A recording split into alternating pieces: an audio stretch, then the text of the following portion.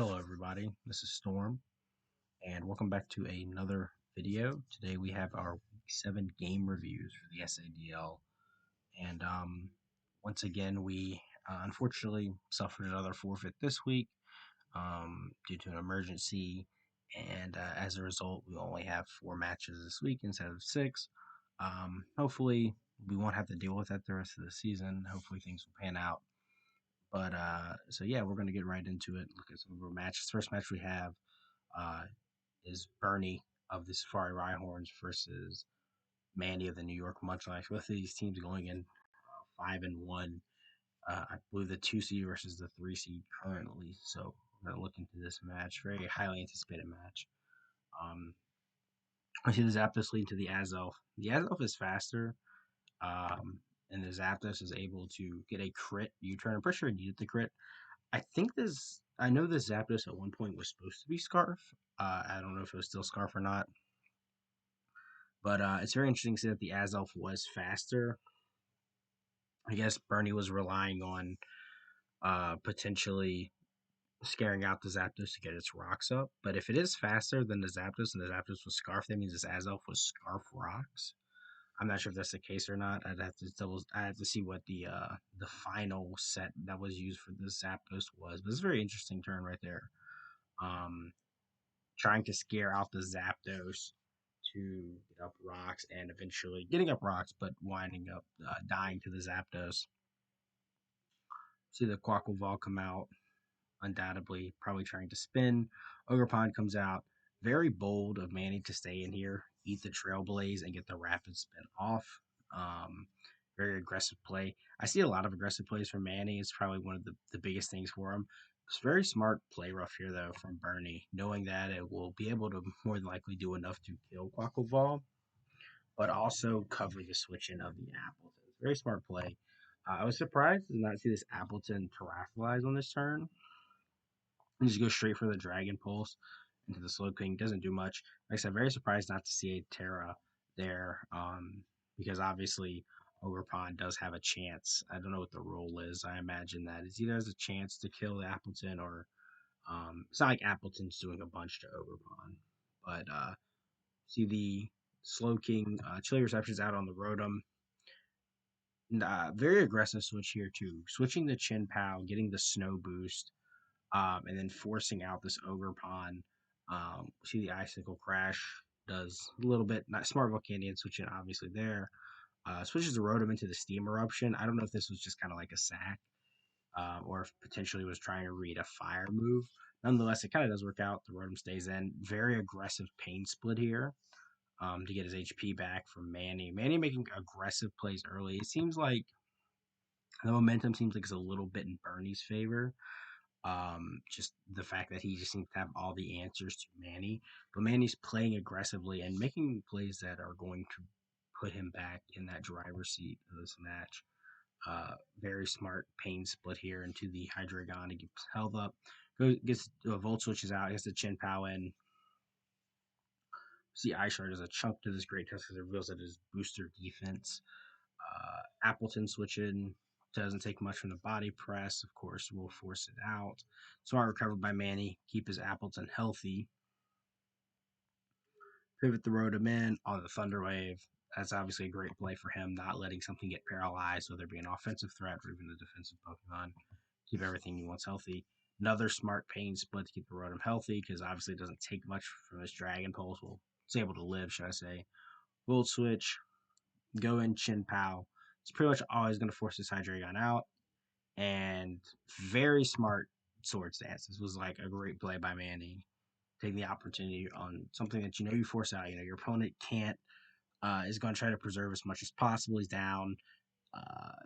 We've seen a lot of switching from Bernie, a lot of trying to take advantage of Manny. So very smart Sword Dance here. And as you can probably see, this reveals that Hiachi obviously just not going to live that ice shard ever. Plus 2 Chin Pow. Unfortunately, Chin Pow is just going to clean this up and get its own little 5-0 sweep here.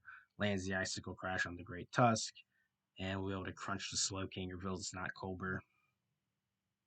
Probably didn't matter. So that was a great play, great, well played match by Manny. Was kind of didn't have momentum early, even though he got like that early kill. Didn't have the greatest momentum. Made aggressive plays to position himself, and then took advantage of that with the chin pow, which absolutely decimated Bernie's team. So great plays from him, securing a 6-0. You know, 5 kills from the chin pow. So phenomenal game there. Uh, Moving on to our second game, we have Board Addict of the Minnesota Globe Kings versus St. Wumples, coach of the Anchorage Bearticks. Both of these teams in playoff contention, or high seeded, should I say, playoff contention. Most teams are still in playoff contention, but these two teams obviously very high up. So pretty important match here for the league. Uh, so you start off with the Glide score lead into the Fortress. Very smart taunt on the Glide score to stop hazards from getting up. I like this lunge. This is really isn't a bad play. Obviously, part of you wants to try to switch out because you can't set up hazards, which is undoubtedly something that you want to do. But using the lunge to weaken the glide score, so that way something else can switch into it. That's not a bad play at all. I don't hate that play by any means. But we see a quick switch, a nice rapid spin. Obviously, I don't know if he predicted the switch. Wumples did, but it's a great rapid spin because it frees. You rapid spin in front of the hazard setter. That means I can just set the hazards right back up. But see the ogre pond come out. Uh, Obviously can't be burned by Scald, and forces Olmo out with a grass move. But a nice flip turn into the Tornadus. Smart switch. It goes right into the uh, goes into Snorlax to eat the hit. Potential hurricane or something to come out. But you turn smartly, playing around his pivots. Board Addict has a very pivot heavy team. A lot of his Pokemon are very pivoty. So he takes advantage of that and is able to stag kill the close combat. Nothing really, on Wumple's team wants to switch into the Scissor, especially if it's banded. So kind of forces a sack right there. Um, See the Tornadoes come out, Heat Waves, switches into the Fortress to obviously avoid a poison move. But it's Mug reveals that it is cursed. It's very good, very innovative set here from Board Addict. But with the lunge, obviously the Fortress is kind of able to just make this Muck very neutral. I guess you could say, just constantly lunge into it. But Drain Punch into the Tornadus obviously doesn't do much. Only +1, and then a Terra Ground. Um, See the poison jab does get the poison. It's very unfortunate on Wumple's behalf. And a Shadow Sneak as well. And we see that the Muck is able to live to Terra Blast. So obviously, fearing the Shadow Sneak to revenge kill. But we see the pivot into the Tornadus. Doc Spun is out. Trying to pass a wish. Uh, Keep his team healthy, obviously. Then we finally see the Iron Bundle come out. Smart flip turn, though. Once again, playing around his pivots. So we see this is booster special attack.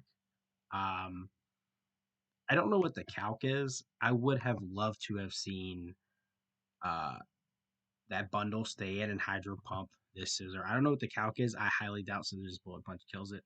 And we already see the wish support. So you can keep this bundle healthy if you play your cards right. Would love to have seen a Hydro Pump there and just force a kill.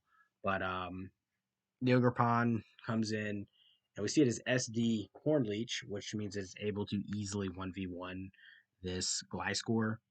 SD's again on what I believe is a taunt play. So it's obviously now +4 in a much better position. Obviously, it's forced to attack because it's taunted, giving this some recovery. We do see the Trailblaze, so it is Trailblaze SD. Earthquake is doing next to nothing to this Ogre Pond, so obviously a would have loved to have seen. Well, actually, no, can't source answer. I forgot. Horn Leech would be able to kill it, kind of keep this Ogre Pond a little healthier, and then we find out we see that this Tornadus is actually Choice Scarf, and is always faster than the Ogre Pond. Unfortunate there. Picks up a kill. Would have been a potentially game-ending sweep from the Ogre Pond. That was a great set by Wumples to bring. Just unfortunate it didn't work out because of the prep by Board Addict. We see a substitute here from the uh, Iron Bundle, and it goes for a Hydro Pump. Now, this should have 100% been a freeze dry. Um, go with the move that guarantees the kill, because obviously the only thing that can switch to this freeze dry is going to be this Scissor. Um, so, obviously I would have liked to have seen the freeze dry come out, because, Scissors going to take a, it's going to eat the freeze dry and then eat a Hydro Pump to be, break the sub of the Iron Bundle. Um, but misses the Hydro Pump, takes some chip on its substitute, then hits the Hydro Pump. We see two Shadow Seeks, doesn't even break the substitute of the Iron Bundle. U-turn will be able to finish it off. And Raikou takes not a lot from that freeze dry. Switch to the Dock Spun. It takes a lot from this Thunderbolt. I believe this was Specs Raikou. Protect, stall out a turn for extra leftovers. And I don't like this play here. Because taking this much chip on two Pokemon, it's better just to have one. Having two Pokemon taking a bunch of chip it's not better than having uh, you know one Pokemon dead, basically. Because in this scenario, you're not necessarily ending up with two Pokemon dead, but you're going to go with two Pokemon who don't have a lot of value, specifically from this Fortress, which is obviously a very slow Pokemon, so it's not like it's getting much done with a little HP. It's a bit of an unnecessary switch there, in my opinion. Finishes it off with the Thunderbolt. The Terra Ground. Smart Bleak Wind there, by the way, trying to read something to predict so you get some damage off, but unfortunately doesn't do much. Doxman comes in and Wish. Lamola, smart Wish there from Board Addict, realizing he can keep his Pokemon healthy. Body Press is a decent chunk, but Lamola is more than enough HP to heal that up. Thunderbolt, obviously, as we can see another Wish come out. See Protect. I'm just keep clicking Thunderbolt. Really nothing Wampus can do from this position, because as we're about to see, his Iron Bundle is slower than the Raikou. So basically, there was really nothing that Wampus could have done once that Raikou hit the field. His bundle was slower than it, which is a bit of a misplay on his part. His best special wall was dead. One of his only resist was dead, and obviously the Tornadus didn't have enough HP to really make good use of it. So unfortunately, kind of once this Raikou was in play, the game was basically over for Wumples. So smart prep by Board Addict, and smart plays to play around his win con. So move on to our third game. That'll be Club of the Cerulean Guardians versus one of our co-commissioners. It's Titan, coach of the current Trevenants. We'll just get right into this one. So see the Garchomp lead into the Landorus. Kind of a classic lead here. We're both exchange rocks. Leading the Landorus, obviously very smart. Get your rocks up and intimidate the Garchomp. But smart SD on the second play. I kind of would rather just see the Landorus stay in an Earthquake the Garchomp. Obviously, I'm pretty sure it has Rocky Helmet, so there's not like Garchomp can really avoid the Rocky Helmet chip. I do like this play right here. We see the Empoleon pivot off the U-turn into the Landorus to drop the Garchomp's attack and to bait the Earthquakes. Very smart play there. We see the Toadscroll come out though. Need a Dragon Call. I would have once again rather the Landorus just stay in and Earthquake down the Garchomp. See a Stun Spore that lands though. The Toadscroll leads two Dragon Claws. Well, I do see a Rapid Spin, but unfortunately because the Toadscroll dies from Rough Spin plus Rocky Helmet, the Rapid Spin actually doesn't work. So rocks stay up on Titan side of the field. So bit of an I don't want to say a misplay there, but maybe just not understanding how the mechanic works. And then we see a knockoff come out from the Roaring Moon. This 100 just should have been Dragon Move if it has it. Either run the calc or just Dragon Move, because there are no switch ins on club side, like I think the only thing on this team that is faster than Roaring Moon is Reggie Lecky, who doesn't do a lot of damage. So it's not like he can even switch in and revenge kill. That should have just been an outrage.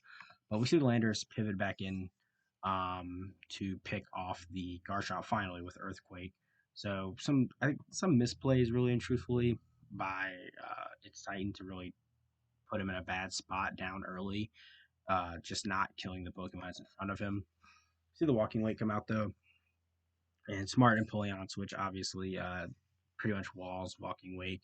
Not much he can do to an Empoleon. We see the Draco gets a crit though.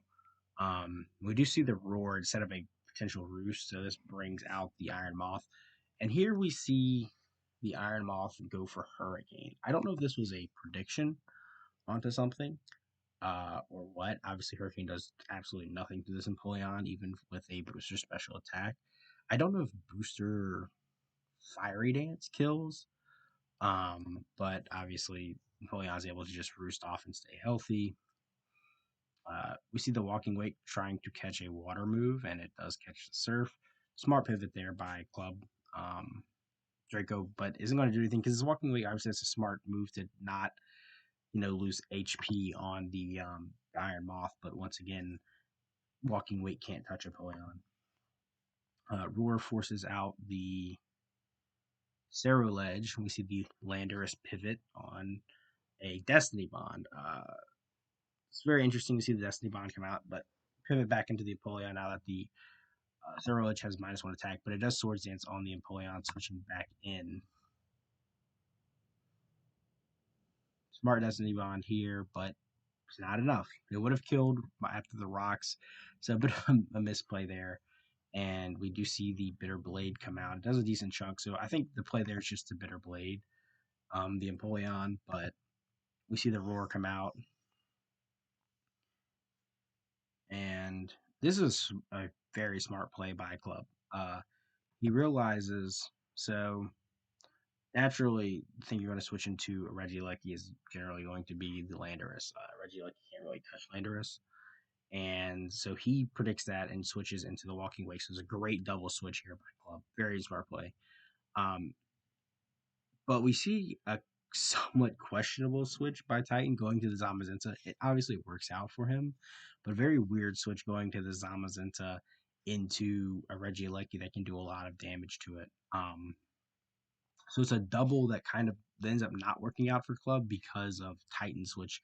And I don't know, he might have called the switch. I don't know if he did or not. If he did, it's a very smart play. Obviously, the best Walking Wake answer on Titan's team is also extremely chipped. So, but we see an Iron Defense, Flamethrower. Very interesting to see the Flamethrower come out. It's obviously not very strong. But of course, you risk Draco miss and I believe Hydro Pump missing as well. And you can get a Flamethrower burn. So I think that play kind of does factor into this end game a little bit, as we're going to see. Zamazenta obviously faster than Walking Wake, is able to pick it off with Body Press. Sarah Edge trying to switch in because it's a Ghost type, but dies to the Crunch because it is very weak. And then we see a Heavy Slam here. The best play would either been Crunch because it's neutral, or Body Press because Body Press does more damage even though it's resisted, but also gets boosted by the +3 defense from the Zamazenta. So see a Heavy Slam, it's a misplay there, but the Iron Moth misses its Hurricane. So Zamazenta is able to pick this one off. Lecky comes out obviously faster. Thunderbolt does quite a bit. So Thunderbolt would have been able to would have more than likely missed out on the 2-hit KO on this Zamazenta had it switched into an electric type attack, but doesn't. Obviously, there was a switch there. So we see the Crunch. Obviously, Body Press once again would have been the better play into this Charizard, but it does outrage the physical Charizard we saw last week, and Zamazenta is able to pick it off. So, some misplays there, really on both ends. A bit of unfortunate luck from Club missing that Hurricane. Obviously, would have done a lot to Zamazenta. Probably would have stopped it from sweeping. Um, some good plays from Club, and then some good plays from Titan. So obviously, the Zamazenta, though, being faster than most of Club's team, even if it doesn't have the best coverage with having so many fighting resists, still is able to pick up the win. And so that will move on to our fourth game, another highly anticipated game. We have Fiery Vortex, coach of the Dewey Duots, undefeated, versus Jake, coach of the Washington Wishmakers. And this is once again a match between two higher seeded teams with a lot of playoff implications. So let's get right into it. Tyranitar coming out, obviously going to set its sand. And we see immediate switch into Scale there. So this is a kind of a risky switch. Obviously, Cleaver can just Stone X, get a bunch of damage off of the Skeletor, get its rocks. But Vortex kind of reading that this the Cleaver could either bug move or fighting move into the Tyranitar.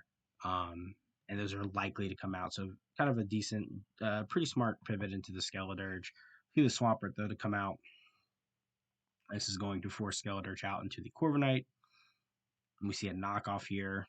Gets rid of Corv's leftovers. See a Brave Bird to chip down this. This play is kind of weird. I don't hate it really, but obviously um, you're faster than the Swampert, so it's going to get the momentum. So it's not really a terrible play. And there's not a lot of things on Jake's team that can break this Corv. So the Brave Bird there, I kind of like it, to be honest. I think it's either that or Roost, really. That's your only two plays. You don't want to U-turn and give the pivot momentum to Jake. Smart read on the Will-O-Wisp going out to the Colossal, and also giving uh, Vortex a chance to get his rocks up. See the Corviknight come in on the knockoff. Obviously, it already has item removed. It's able to roost here, though. And we see the flip turn come out from the Swampert, sorry. Drift Bloom showing that it's boots. Uses a chance to defog. U-turn to give some momentum back to himself on Vortex's half. Gets in the Skeledirge and pivot into the Tyranitar to keep your sand up. Very smart move right there. I like that switch. Corv comes in, flip turn, giving momentum. We see the Cleaver come in and switches the Tyranitar into the Stone Axe. I don't really know what that play was really about. I guess maybe realizing the Tyranitar has super effective damage against the Cleaver, and not willing to risk a lot of chip onto the Corv. Either way, it's not really a bad play on Vortex's behalf. The Rillaboom comes in to set up its terrain. See the Latios had doubled into the Latios on that play, and then back into the Corv to eat another knockoff. Corv eating a lot of hits here. See some Sandstorm chip, but it's obviously is nullified by the grassy terrain. U-turn to the Corv, back out to Driftblim, trying to get a Will-O-Wisp, I believe, on this Corv. But it's getting good recovery, though. Colossal comes in, reveals that it is not Boots. Yes, once again, the Will-O-Wisp doesn't do anything.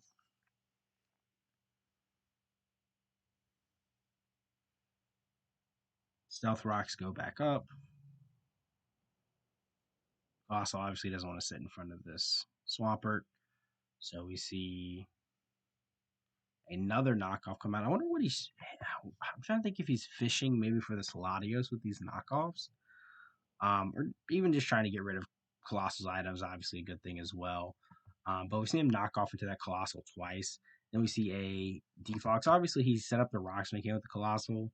I guess just to take advantage of chipping down something on its switch in. But he turns around and defogs away. It's not like a terrible play, but we see the Cleaver come out though into the Corv. Stone Axes gets its rocks up, roost on the Corv. We see a Brave Bird from the Corviknight. So not trying to burn its roost up. As you can see, it only has 5 roosts remaining. Strikes up in the Skeledirge, just absolutely gives no sort of regen.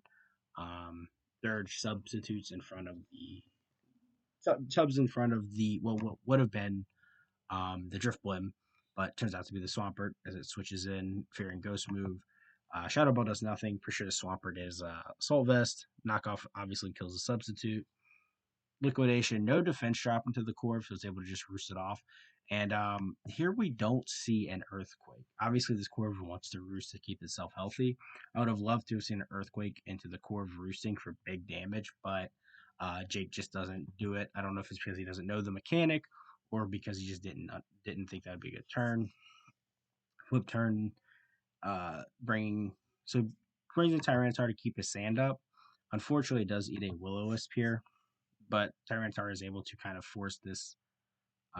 We see it is able to force the we see a knockoff into it as well. Get rid of the assault vest, a double assault vest here from Jake, but obviously forcing that drift bloom out earlier, like I said, with the dual super effective stabs. Obviously, Rillaboom forcing Tyranitar out. The grassy glide. Corviknight is just going to switch in and eat that up all day. Enjoys also the free recovery when it does roost. We see the U-turn gets a crit. Doesn't matter, obviously. Drift Bloom comes back out. Actually, defog here. I kind of like this because uh, Vortex has realized that there's nothing on his team that puts pressure on Corviknight. Obviously, Corviknight can't just constantly take hits after hit after hit from Jake's team. There's not, he hasn't been able to get the offensive pressure that he needs. But realizing that he doesn't just have to boost spam, that he can kind of play with his Corviknight's HP a lot more. Switches into Colossal, once again trying to read that Will-O-Wisp, but Strength Sap comes out to keep the Driftbloom healthy. Swampert comes in, switches on an Overheat, takes absolutely nothing. Switches back into the Corv on what I believe is a Liquidation. Very dangerous play, obviously risking the defense drop or potential crit. We do see the roost, and once again, no earthquake comes out from this Swampert. I think that would have happened. This game just doesn't play out this way. So far, we are 34 turns in and not a single kill. Roost on the to obviously keep Corv healthy. Switch to Tyranitar because it doesn't fear getting burned. Hex does nothing to it, obviously. Get your sand back up yet again. Playing smart. Vortex is kind of playing very defensively on a team that doesn't. I would say it's not defensive. He does obviously have some very defensive Pokemon, but playing defensive on a sand team that's built around this Excadrill, and it's worked out. I mean, his Corv does really well. We see a Rock Blast, and even though Tyranitar is burned, he does get all 5 hits, so decent damage onto the Rillaboom. It's not able to sustain itself up the way it wants to because of the Sandstorm chipping away at its recovery. Pivot the Corv again into the Rillaboom, and we see the Espeon come out. Calm Minds in front of the Corv, and the Corv U-turns, getting decent chip, but obviously that defense raise. And we see the Excadrill finally come out. SD in front of the Espeon. The Espeon also Calm Minds. So obviously some sort of stored power set, as you can tell by the Grassy Seed plus the Calm Minds. Obviously takes advantage once the sword's in because it does not have good coverage into the Excadrill as we see as it has to go for a sword power. It does a lot of damage. So interesting right here, we see the Iron Head come out.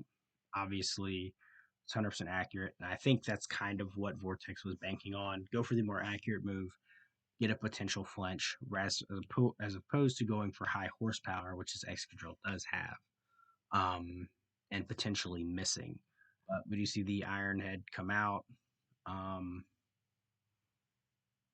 2 more turns of sand means that the Excadrill will be faster and able to pick off the S-Bounce. Finally, we have a kill on the board, 40 turns in. Driftbloom switches in and is not faster and dies to Rock Slide. So 2 kills for the Excadrill, rapid succession, back to back. Cleaver comes in. It's faster than... So this is interesting. I don't know if Vortex realizes Cleaver was Scarf or if he just didn't want to risk it. But a very smart switch. Eat up the close combat. Corviknight does. I think we see a U-turn here. See a Brave Bird to try and finish off the Cleaver. And we finally see the Swampert go down. It's actually been a pain in Vortex's side. Cleaver comes back out, set up rocks. Obviously does not enough boost up from Corv. We see Corv Brave Bird just goes in. Has been roosting enough. It's going to get his damage off. Interesting not to see a roost here. but gets fortunate with a Stone Axe miss, and the Corviknight lives a little longer. Corviknight is just unbreakable by Jake's team. U-turn to finish off the Corv. To finish off the Cleaver, should I say. Terminator comes in to set Sand up one last time because obviously Excadrill is in a position to clean up. Moonblast kills the Tyranitar.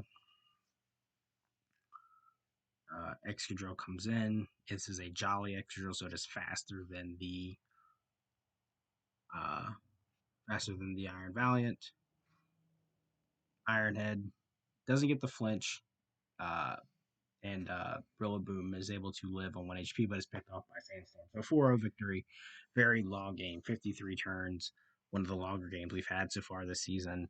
And just really the unbreakable Corviknight on Vortex's half, and some really smart plays, keeping his sand up to chip down Jake's team, pivoting around that Corviknight, using Brave Bird when he needed to just to break through Jake's team so he didn't have to constantly just roost and worry about running out of roost.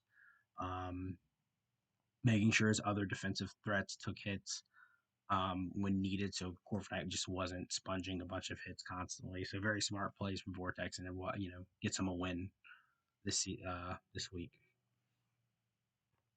So we'll look at our final match. Yi Ha Ha Yi of the House of Mouse versus Vanny, coach of the Diamond Defenders. This is, like I said, is our final match of the week, so let's just get right into it. Wrap the video up. The Deoxys lead into Rhyperior. Exchange of rocks. Spikes go up. Earthquake does a lot of damage, but not enough. And we see a Pain Split come out from the Deoxys speed. This is a crazy set by Yeehaw. I kind of like it. You're going to see like maybe Taunt, Rock Spikes, Psycho Boost from a lot of Deoxys speed sets, especially lead sets, but this one is packing Pain Split and gets a decent lot of HP recovery off of this Rhyperior. We see a Dragon Tail. That was a smart play, obviously. I don't know if it was predicting the Shaman or just figured I'd just go for the Dragon Tail. Pain Split, though, recovers more HP for the Deoxys, but he Dragon Tails it out. So getting chip on